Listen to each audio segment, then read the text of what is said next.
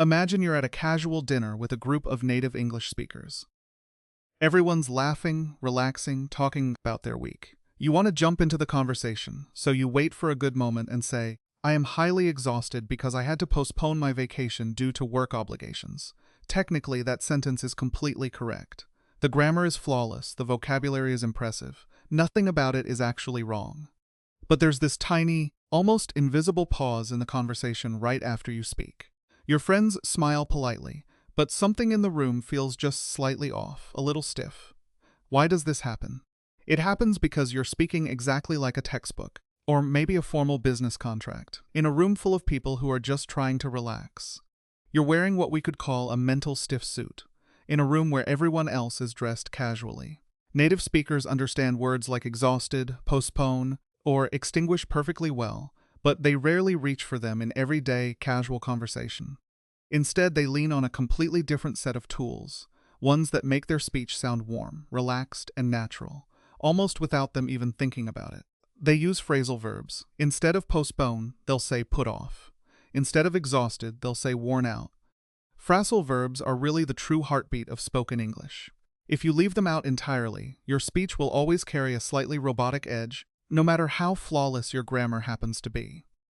Today, we're going to walk through the most common phrasal verbs, organized around real everyday situations, share a memory trick that eliminates a lot of the confusion around them, and then practice with a realistic conversation, so you can hear exactly how the shift sounds in real life. Let's start with the phrasal verbs you'll actually use in daily life. A phrasal verb is really just a regular verb combined with a small extra word, something like up, down, off, or out. When these two pieces come together, they create a brand new meaning, one that often has almost nothing to do with the original verb on its own. The trick to learning them without getting overwhelmed is to study them grouped by real situations, rather than as one giant random list. Let's start with the office and everyday work life. In a professional but still fairly casual workplace, native speakers reach for phrasal verbs constantly to coordinate everyday tasks. Instead of saying, "We need to cancel the meeting," they'll say, "We need to call off the meeting." Instead of, "Can you complete this document?" they'll say, "Can you fill out this form?" Instead of, "I need to investigate this issue," they'll say, "I need to look into this problem." And instead of, "We finally resolved the situation," they'll say, "We finally sorted out the issue." If you start using phrases like call off and sort it out in an email or a meeting, you immediately sound like a natural, comfortable member of the team, rather than someone observing from the outside, carefully translating each sentence in their head first. Now let's move to social life, and how we talk about energy and relationships. When people describe their plans, their friendships, or simply how tired they feel, phrasal verbs almost completely take over from the more formal, standard verbs. Instead of saying, "I tolerate my roommate," someone might say, "I put up with my roommate."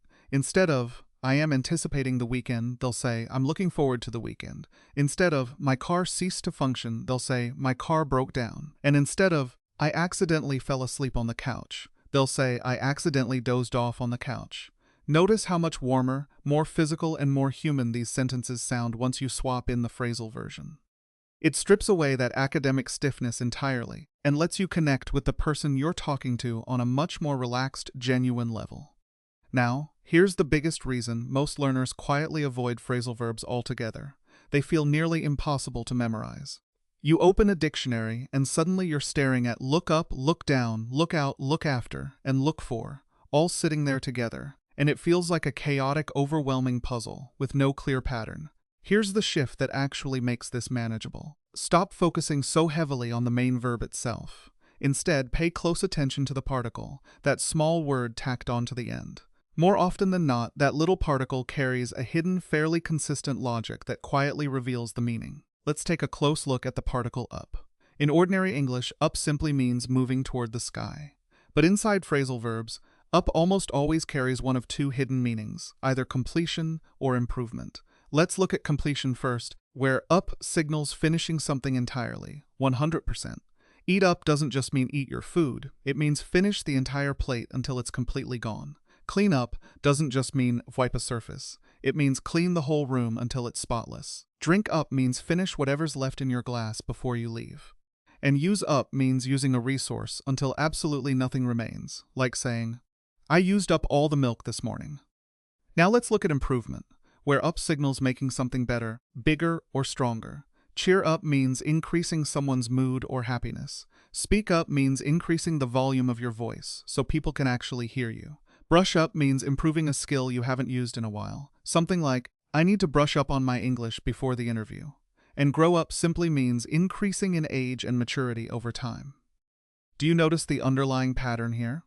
Instead of trying to memorize 100 completely separate, disconnected definitions, you can start mapping particles instead. The next time you come across an unfamiliar phrasal verb ending in up, you can immediately guess that it probably means either finishing something completely or making something bigger and better. That one small mental shortcut can genuinely cut your study time in half. Now let's lock this skill into your actual speaking memory with a realistic dialogue between two friends.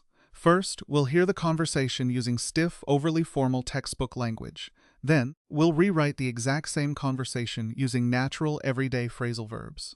Pay close attention to how differently the energy feels between the two versions. Here's the textbook version, stiff and a little robotic. Person 1 says, "Hello, why did you arrive late today?" Person 2 responds, "My alarm clock did not operate this morning, so I arose late. Then, I had to recover from my fatigue quickly and catch the bus."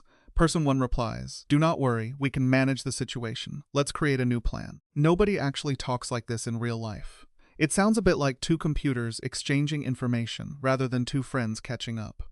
Now let's apply our phrasal verb shortcut to the exact same scene. Here's the natural version, smooth and genuinely real. Person 1 says, "Hey, how did you end up late today?" Person 2 responds, "My alarm didn't go off this morning, so I overslept, then I had to rush around to wake myself up quickly and catch the bus."